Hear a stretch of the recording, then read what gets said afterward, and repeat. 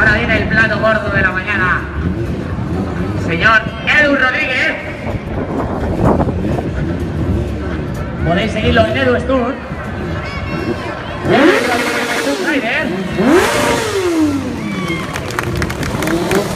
El hombre que desayunaba un tanto de equilibrio al día. Duerme en una cama sobre alfileres. Y para subir a su casa, sube haciendo el vino.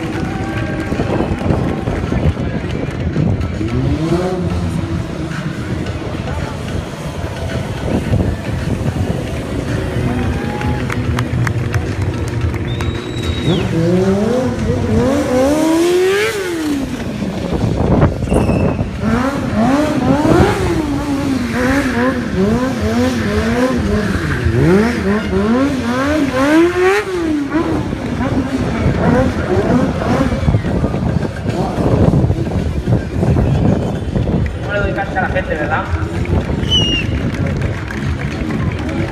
Me dice este señor, ¿cómo le doy cancha a la gente? De Carva. De cambio, Carva. Edu. Sí, lo soy.